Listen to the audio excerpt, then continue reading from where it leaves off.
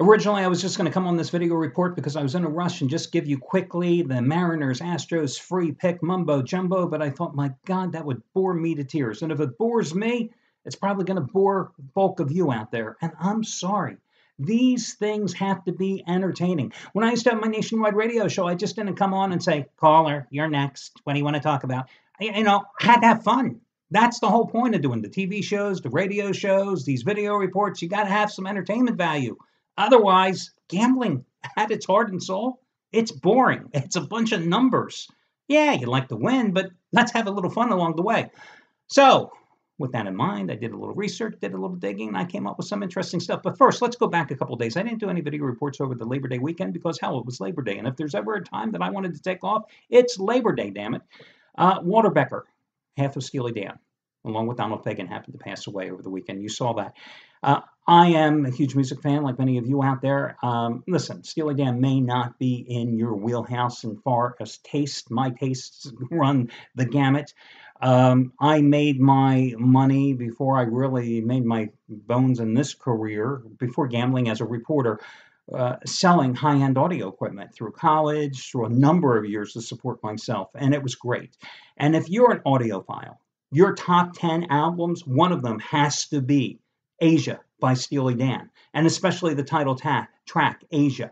It is just a phenomenal album. And I was thinking to myself, somewhere down in my basement, through, oh my God, 3-4 moves over the past 20 years, there's probably still at least 20 or 30 boxes that I've never managed to unpack. And somewhere down there, I have a remastered Asia album, which is as close to virgin vinyl as you can possibly get, because I've only played it once, recorded it, and never played it again. You know, of course, I mean, yeah, I've got the remastered CD and I've got the MP3, but, those are narrow and the sound is not quite there. Of course, somewhere down in my basement, I also have an incredible turntable and a lot of different styluses, which, depending on the type of music I used to listen to, I'd put different styluses on my arms and stuff. I used to really be into this stuff.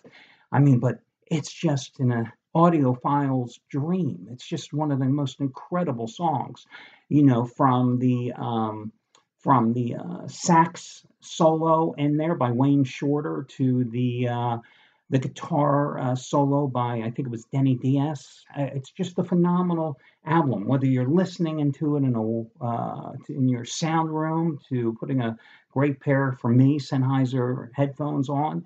I often tell people, in the old days when I used to sell high-end stereo equipment too, even nowadays, when you're going out there and you're buying your movie sound equipment, your room, outfitting your room, yeah, you're buying it because you want to have your great 7-speaker or 5-speaker setup so you can have those jets zooming by you when you're watching your latest movie. Listen, the movie is going to sound great just about no matter what type of system you're getting, right? But ultimately, somewhere along the line, you're going to want to listen to music. And I always tell people, it's like, hey, bring along a sampler. Don't bring along one piece of music. Bring along a little sampler of music.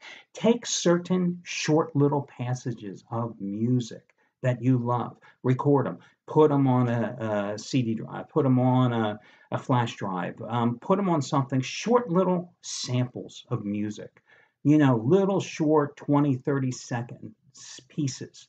Put them on and take them with you. Because again, somewhere down the road, you're going to want to listen to music on that great sound system that you're investing in, and you'll appreciate, because you're going to want to listen to music that sonically how it sounds.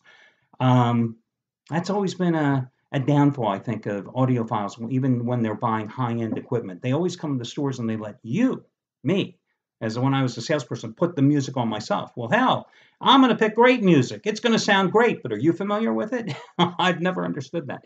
Anyway, by the way, the other fallacy, I think most people always made a mistake with Steely Dan, is reeling in the ears. Great song, that great guitar solo. They think Walter Becker did it. It was Elliot Randall, who was a session musician, who they invited to join Steely Dan, but he did that solo on Reelin' in the Ears, which is great piece of music, but it wasn't Walter Becker. Still, his contributions, Deacon Blues, if you ever listen to the lyrics in it, probably his greatest set of lyrics, Deacon Blues, just great song. But anyway, he is gone. This Day in Music, the Beatles. And then in 1968, they were in the Abbey Road studios. They were starting to record George Harrison's Why My Guitar Gently Weeps. And this guy, Eric Clapton, a great friend of Harrison. Yeah, did that backfire with his wife, didn't it? He came on in and recorded the guitar solo for Why My Guitar Gently Weeps. And this day in history, in, oh God, what year was it? 1901, President William McKinley was shot in Buffalo, New York. And what was it? Today is the 6th. 8 days later, he succumbed to the injuries, and Vice President Teddy Roosevelt took over as President of the United States. So those are your quick little facts. Okay, let's get to the gambling thing. So 2 nights ago, I had a 5-dime play on the Astros on the run line, and they managed to break through with 4 runs in the 7th inning and win the game 6-2 as a run line 5-dime play for me at Seattle. Last night, I had the Astros again as a 15-dime best bet. It happened to be one of the discounted plays at the site, and Justin Verlander, 6 good, strong innings, allowed just 1 run. Astros needed a 2-run homer in the 7th inning to win that game 3-1, and I won a 15-dime best bet. I have another 15-dime best bet tonight. I am not using this game with the Astros because even though the Astros have now put together a nice little winning streak, you know, they were not able to get it going offensively last night against a Mariners pitcher who they were facing for the 5th time this season, Angel Miranda, who they had a, they had beaten the hell out of him because he was 0-2 with an earned run average close to 6, like 5.84 going in to last night's game and 4 previous starts against him. And yet, you know, he totally shut them down last night. So that concerns me a bit. So, FYI, the 15-dime best bet I have today, I like a team that's coming off a loss to bounce back tonight, even though they're on the road, and it happens to be a half-price play of the day, and that's over on the website. But I'm willing to take the Astros once more on the run line tonight. I still think they're a quality play. However, the problem is you don't know what you're going to get with Lance McCullers Jr. Listen, the Astros are counting on McCullers. They need McCullers because if you got Justin Verlander as your number 1 and you have Dallas Keuchel, who I used 2 nights ago as your number 2, if McCullers can be slotted in as your number 3 in the postseason in a short series, man, that is a great rotation. But again, this guy's great season has been derailed twice by back issues. You don't know what you're going to get tonight when he takes the hill. This is going to be his first start since July 30th. In his 5 prior starts before going on the disabled list at the end of July, his earned run average was 8.63. And his first rehab start, he lasted 1 inning. He gave up 3 runs and he walked 5 batters. In his second rehab start, he was better. 5 innings pitched, he only allowed 2 runs and 5 hits. Now, he's always pitched well against the Mariners in his career with a 2.70 earned run average. But again, which Lance McCullers are you going to get tonight? The guy who was lights out early in the season and looked like one of the best pitchers in baseball, or the guy who couldn't get anybody out in the month of July? I don't know. Now, going for the Mariners, surprisingly, a team that's still in wild card contention and needs to win tonight after losing the past 2 nights, they have pushed Mike Leake back, who they got from St. Louis a week and a half ago and won his first start. They pushed him back a day, and they're giving the rookie Andrew Moore the start tonight. Now, he began the season in Double-A, made it up to Triple-A, won his first start for the Mariners, went back to the minors. They called him up to fill a spot in the rotation in the month of July, and he was awful. 0-3 with a 6.07 earned run average in 5 July starts, giving up 10 homers and 29 2/3 innings. Now, his last outing in the majors was in a relief performance, a relief effort against the Angels, and that was on August 11th. He lasted 1 2/3 innings and gave up 6 hits and 4 runs. So he's coming back at home in this start here tonight.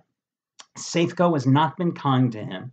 He's made 6 outings at home this season. 5 of them have been starts. He's 1-3 with a 5.60 earned run average. They're hoping just to get 4 or 5 quality innings from Moore here tonight. So in this spot, I think the only way to play it is take a shot on McCullers, who the Astros are only hoping to get 5 innings out of tonight. Hope that the Astros bats recover after being idled last night in Verlander's debut. Play the Astros on the run line. You're getting them at pretty much even money. And take Houston minus the 1.5 runs as your complimentary play. And that'll do it for today. I wish you well, guys, and we'll do this again tomorrow when we got that little game between the Patriots and the Chiefs to kick off the NFL season.